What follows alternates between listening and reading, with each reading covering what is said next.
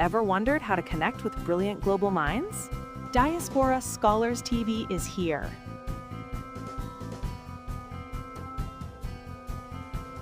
Welcome to this episode of Diaspora Scholars TV. So today we are in Fultondale. This is Fultondale. It's just about 20 minutes away from Birmingham. Yeah, from Birmingham. And we are here to meet Moffat Juma MJ. You've known him by the EB2 consultancy, and he's a very good guy who has helped many Kenyans, indeed Africans, transition from their current immigration status to the green card. We got him today. Yeah, so I'm the founder and the CEO of my EB2 consultancy, where we deal with the employment-based green cards. Employment-based green cards. Yeah, welcome. I mean, so many people, when they come here through the non-immigrant visa, like F1, J1, or H1B, at the end of the day, they'll prefer to stay in the US. So there are three categories of visas that you can apply for: either employment-based green card, your family-based green card, and we have the DV lottery.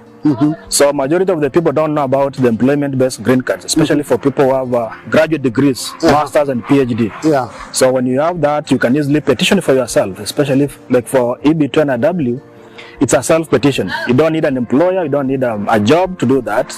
As long as you meet the requirements, you can do a petition and make it, send it to the USCIS. They'll be able to make a decision, and if it's approved, that's a 10-year green card, 10-year green card. Yeah. That's called EB2-NIW. EB2-NIW. EB2-NIW stands for? Employment-based second preference, or second category, national interest waiver. So you are getting the green card due to you are able to meet the national interest. Yeah, the national interest of the US. Of the US. Yeah. Where that flag is the one that people want to be able to say that exactly. They are the American citizens. Yeah, exactly. But before I began the issue of helping people with these visas and all that, I was helping people with coming to the US through the F1 visa. Oh, really? So there are so many people across the US. That is when you were still at Youngstown? Yeah, still at Youngstown, yeah. Do you have some names you can mention? One person? Wait a number, I don't know most. They know themselves? Yeah, they know themselves. Wait a number, yeah. Some people that you don't even know which one to pick. Yeah. So they came for F1 mostly in Youngstown or anywhere in the US? Most of them came through the Youngstown, but after some time there's that saturation of particular people from a particular region. Yeah. Then we started now looking for other colleges. So we have quite a number of Kenyan students who came as students. Now they have settled. Okay. Yeah, because majority of those, like my peers, have already got their green cards and have settled. And have settled down. Yeah, in different states. Yeah. It's always a very fulfilling moment when you get that green card. It is, yeah. How do you normally feel when people call you and they tell you finally umepata hiyo kitu? It's a very good feeling. It's a very good feeling. Very, very good feeling, yeah. It's an answered prayer for so many people. After staying in the US for about 3 years, now I was trying to explore how can I do the legal way of getting permanent residence. Yeah. So guys could talk about OPT, that's 3 years, and then it expires. What next? Yeah. H1B is 6 years, and it's a lottery, so not everybody will be lucky to be selected. You know, maybe issues of family getting married. Some people came here with families already, so they cannot use that option. It's not an option. Yeah. So that's the time I was reading about EB2-NIW, and luckily a friend of mine in California called James Malika. Oh, James Malika. Yeah, James Malika. Was the first person to apply for this EB2-NIW, and they secured it. Because previously, when you could try to think about it, people were telling us, "Oh, you have a master's, you don't qualify. You are trying to shoot above your weight." So he encouraged me to apply for it, and there's but a master's is a postgraduate degree. Actually, for EB2, you don't even need a master's. Yeah, the minimum is a bachelor's degree. Bachelor's degree plus 5 years of experience. But now with the misinformation out there is that you must have a PhD, you must have publications and all that. Yeah, that is a myth. That's a myth. Yeah, that's a myth that we have been trying to demystify. And also, people are saying it's about STEM courses, engineering, mathematics, science, and all that. But I've had so many clients, like the one I told about, Leah. She's in arts, and Leah is in arts. And there are so many other given people that I've assisted through the consultancy that have been approved. Because the main thing in the application is the endeavor, the national interest. It is something that will serve the national interest of the country, and you can prove that you have the track record, academic and experience to be able to do that, you'll be able to get that given approval. Okay. What we do is provide the information, because there is not enough information about this process. And not everybody has enough time to do research about how this process is done. Yeah. So I have those free sessions of, eligibility review. Somebody can book a session. I take him or her through the given process. I tell him what they need to have, the type of recommendations, how many recommendations, if there's publications, media review and all those things.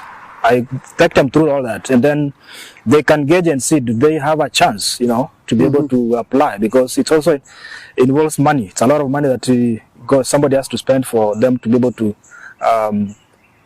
send that submit the application. Yeah. And whether somebody is in the US or outside the US, as long as they qualify, they can apply. We have one of our clients it was in South Africa. He came into the US recently through the given visa. Oh wow! And we have some who have been approved. They are still in the process of waiting for their time to be, for their case to be current, for them to be able to come to the US.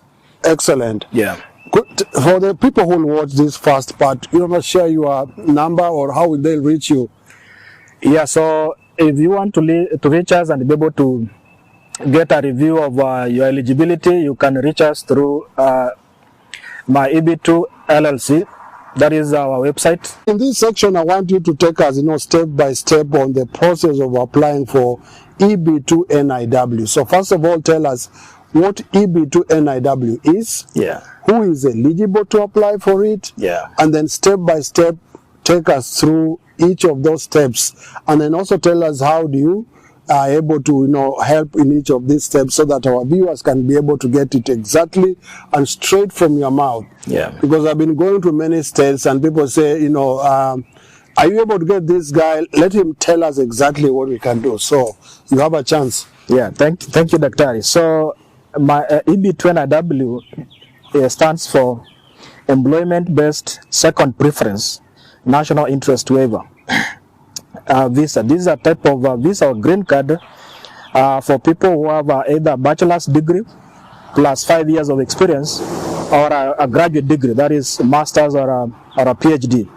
So if you have those threshold requirements, then now you can be able to apply for this given green card. So the first thing that you have to think about is, do you have a skill set that is of national interest that you can serve this country? National interest means, is it healthcare? Is it security? Is it AI? Those emerging areas that are of national interest. And it doesn't have to be STEM. It can even be accounting. It can be accounting, can be engineering, can be any given other field. Yeah. So then the next thing is, you look at your CV or your resume. What have you done apart from going to school, having that degree? Do you have like a scholarship? Did you get any form of a scholarship? Even if it's 20%, 100% scholarship, that counts, because scholarships are merit-based. It shows that you are the top. There was a procedure, there was a criteria that was used to be able to give you that given scholarship. Awards, if you are awarded maybe for doing a good job as a teaching assistant or as a research assistant, or any given award. If you had like a presentation, you presented your research in a given forum, publications, for people who have publications, what did you publish? Is it in line with the national interest of this country? And publication doesn't have to be a journal. It can even be a newspaper. It can even, it doesn't. A book chapter. Even a poster presentation. Even a poster presentation. That's very correct. As long as it's something that they can search online and find that, okay, you did this, because most of the colleges in the US, you can retrieve that information online. It's available. Yeah. And even if you've participated in even sports, right? Yeah, even in sports, you can show that you have a track, that you have performed well in a given sporting event. That adds to your petition. And also, if you have had an opportunity to work, let's say like an OPT, or for OPT, that is an optional practical training. Yes. Or if you worked before doing your master's or your PhD, that still counts towards that given application. So the minimum is bachelor's degree with 5 years experience. Yeah. So what about masters? Do you need to have worked? No, it's called a proposed endeavor. You propose that I want to do this in future. Granted this given green card, I'll be able to do this, and then you prove using those given documents that I've mentioned. The other given critical component that you need to have is recommendations, and that is where most people struggle, because some of them, when they were in college, they didn't build those networks with their faculty, with maybe mentors and all that. So it's very essential for somebody who's in college and thinking of applying for any given form of employment-based green card to build those networks. Try to have, when you go to a given workshop or seminar, create some networks. Build a network. Build a network. It will. Or you can even join the Kenya Scientists and Professionals Network, where we have many professionals who can help you, grow your network. Yeah, that's very true. I've seen a couple of recommendations you have done for some of my clients, and those count a lot. You do that recommendation, you think it's something simple, but somebody else, it's helping him or her to be able to transition to this green card. So you really recommend people to build a good network of people who can truly, speak to their profession, and particularly on how the future of that person will be able to contribute to the national interest. And the other thing is also membership or certifications, membership of professional associations. You know, when you're in college, they are very cheap to be able to become a member. You subscribe, and that membership proves that you belong to a given category, because you have an interest in that particular specialization. So if you don't have it, we are applying for that, you have to subscribe. You have to subscribe. So professions like, you can join, like, you are a chemist, like the American Chemical Society. So you got to join that, and as I said, they help a lot, because they look at, okay, you are a member of this, and you have been subscribing, and this is how this given association was founded, on what grounds, and if you are subscribing, then you agree with the ideals of that given association. Some given professions need certification for you to be able to practice, like, let's say, psychology and all that. So you got to have those certifications. So if you are a medical doctor, for you to be able to practice, you must be able to prove that you have been, certified by a particular state to be able to do that. So those also count a lot. Excellent. What about, do you need to have a job? No, it's a self-petition, and you don't need to have any job offer, even a job offer. It's just a proposed endeavor. You say, I've gone to school, I've done this, these are my skills, this is my training, and this is the experience I've acquired maybe over the period of time that you've been in school. And then you like to apply them given a chance in this given nation. Okay, so you don't need to have a job. So essentially, if there's somebody taking a PhD, for example, they should be applying right now. Yes. So that's as soon as you start the PhD program, contact Moffat and begin applying for EB2-NIW, because you have 5 years, and within that 5 years, by the time you graduate, most likely you have got already a green card.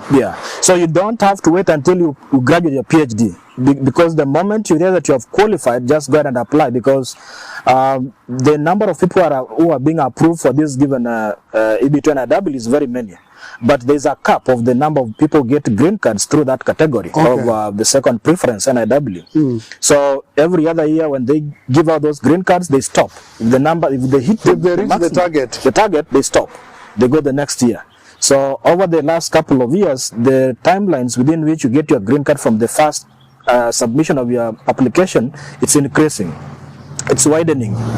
People like the Indians, the Chinese, they're like 5 years, 10 years behind. So people are still waiting for that, given for the application to be cut. China are over 10 years behind. Over 10 years behind. They have to wait for... they have to wait. And, the moment you are eligible, just go ahead and make that application. And when you make the application on the first step, which is the petition itself, you are filling the form I-140. You send that given application. The charges for UCIS is $1,015. Okay. That is what you pay for normal processing. And that one, they take about maybe a year or 1.5 years to make a decision. And the decision can be either an approval or a request for evidence.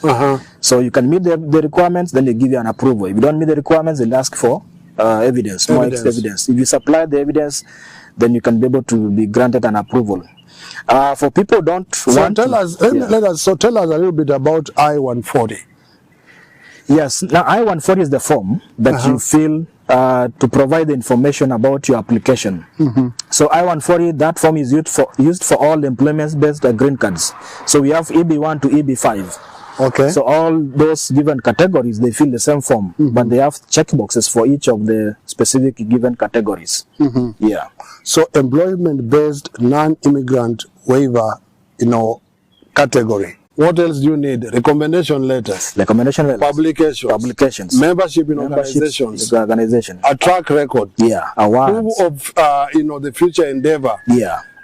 What else? Also, you need the future plans. You have to give future plans for at least 10 years. What do you intend to do? If you are a master's degree holder, you can say you are a master's degree holder, but in the future you're planning to join a PhD program, and then also do more research in a particular field, or try to build your skills in that given particular field. If you are a PhD holder, you can say you want to join postdoc, and then you give that given a 10-year plan. So where are you writing this? Is it in the NIW? Is it where are you writing that? So all those given requirements, the documents I've mentioned, you use them to build what you call a petition cover letter. Okay. Yeah. Okay. So this is a petition cover letter that you're writing. Yeah, you build with that. Yeah. Okay. And there's no number of pages you need. We do from 50 pages to 500 pages. So it depends on how much somebody has done. You know? Yeah. If you have a CV of 15 pages, that's like 300, 400 pages, 500 pages. Yeah. If somebody has a CV of, let's say, 2 pages, maybe about 100 pages of a petition cover letter. Yeah. Okay, so all this information, it has to be well crafted. Yeah, it has to be well crafted. You don't need a lawyer. You don't need a lawyer, but some people opt to use attorneys for that. So attorneys do the same thing as what I do. Yeah, so it's but it's something that is open to the public. You don't need a lawyer, basically. Yeah. You can read and write. You don't need an attorney, you don't need me. You don't even need Moffat. Yeah, you can sit down and do it yourself. But if you don't have the time to do it, then I can do it for you at a fee. Diaspora Scholars TV recommend that you reach out to my EB2 consultancy, because we've seen evidence of the work he's done. We've gone all over the US, I tell you. They are the ones who told me, go find Moffat. He's the one who helped us to transition to this status. So they can reach you. Yeah. They can go to the website. Yeah, they can reach me through vc@myeb2.onmicrosoft.com. Say it again. vc@myeb2.onmicrosoft.com. Right. If you didn't get it, you can always rewind this video. Yeah. Okay, so then you send those I-140. Yeah. So that's the first step. So the first step is to do the given petition. Yes. Then if the petition is approved, then there is the waiting time for the case to be current. Because right now they are so let's do it again. So I-140 is you send it. Yeah. Then it takes how long? If you do normal processing, it will take between 1 year to 1.5 years to get a decision. If you do premium processing, which they charge 3,820, they'll give a decision within 45 days. Wow. That's about 2 months. Premium processing, you add about 3,820. 820. Yeah. So plus the 1,015. No, it's 1,015 plus 2,805. Oh, okay. Yeah, to make it 3,820. Okay, so that is the one when it's premium processing. Premium processing. That's good for people like if you are on your last days of your OPT, if you are last days of your visa, you don't know, what next. You want to know the decision, or you have the money. You don't want to have that anxiety of waiting. You never know, because the first step, there is no any given communication from USCIS. The only communication is you have received your petition. Yeah. Then the next will be either an approval or an RFE, request for evidence. Yeah. And typically from your experience, what kind of evidence do they request? Extra evidence? Extra evidence is the petition has 3 prongs. The first one is the endeavor has to be of substantial merit. Something of importance to the US. Substantial merits, national importance, and a global implication. Then the second prong is the given petitioner is well prepared to execute the endeavor. And then the last one is about the national interest. Why should they give you a green card instead of getting somebody within the country to be able to do that? You know, you have to prove that there's need for you to be given the green card to serve this country, because maybe there's no people of your skill set and all that. Yeah, so those three, they have to be met for you to be able to be approved. So if you don't meet either one or two or the three, then they'll ask for evidence. Prove to us that you meet second prong or the first prong or all of them. Yeah. So your advice is that, you know, after I-140, I mean, if they request for evidence, send as soon as possible to shorten the wait time. Yeah, they give 90 days for you to be able to respond. They give an RFE. Spend about 45 days gathering the evidence, because it's very important. And you supply new evidence. You don't supply same evidence. No, you supply new evidence, because they already have your application and the whole package.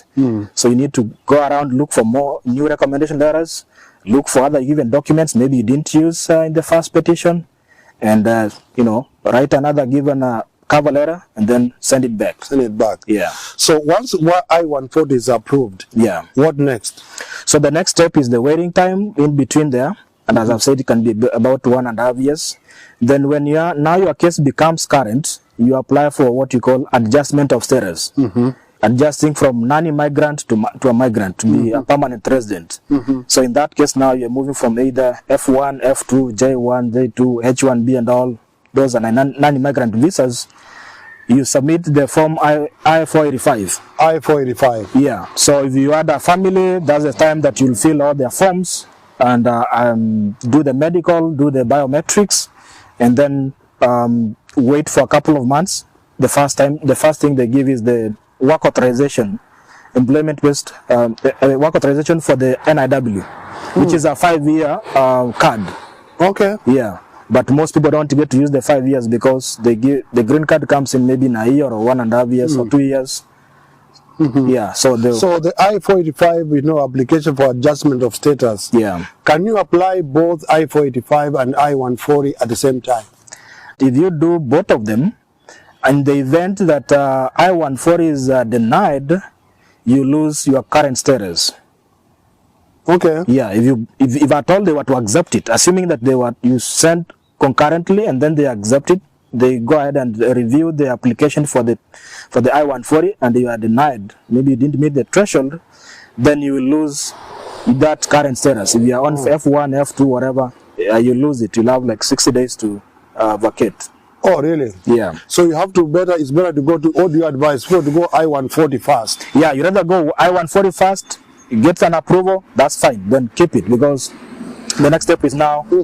I see many people, when they get the I-140 approval, they get very excited. Why? That is the main step. That's the main thing. Yeah. That's the main thing. That's the main thing, yeah. Because it means at that point don't need to worry that much. No. The second step, as long as you've not had any issue with the administration or anything, you know. Yeah, you're a good legal standing. A good legal standing, you're okay. Yeah. Wow. Yeah. So at that point, it's for you just to wait. Yeah, just to wait, you know. Excellent. Yeah. You've had it all from my EB2 consultancy. So, you've helped many people. You know, even people from other countries as well, right? Yeah. So, how do people fare on after that once they get their green card, you know, for those you have seen? Yeah, people do good, because this green card, most of these people are people with graduate degrees, masters, PhD. Yeah. So definitely they secure very good jobs. Yeah. So it's very easy for them to take off. Unlike somebody who comes with a green card and they come here, by the time they settle down and looking for a job, looking for a school to go to upgrade maybe their skills and all that, takes time. But somebody who has been in this country, it's so easy to just secure a job. And now they can even bargain easily, because now you have the permanent residence. Yeah. And you can even work anywhere you want. You can work anywhere you want. Yeah. The 50. Kwa hivyo sio lazima mtu atafute akataa ndiye apate makaratasi. Hapana.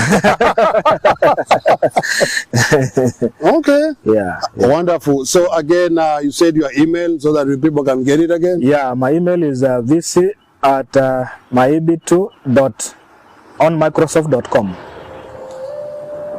You're watching Diaspora Scholars TV, and my name is Daktari. Subscribe to this channel. You enable us to go everywhere, to go all over the US, indeed to go all over North America. I keep saying by air, by road, by boat, whichever way, we'll get there. Yeah, you do a very good job. I've been following you online. You are giving people an opportunity to share. You know, even people back in our home country to see there are opportunities available here if they are able to, if they are ready to dare. If they are ready to dare. If they are ready to dare, you know. And my name is Daktari. Subscribe to this channel. In fact, you can now join, this channel as well. And when you join, you'll have exclusive, access to videos that are never aired on this show. For example, on how to join some of the schools that have come to our show, and also how to personally be able to get in touch with Moffat Juma. Ever wondered how to connect with brilliant global minds? Diaspora Scholars TV is here.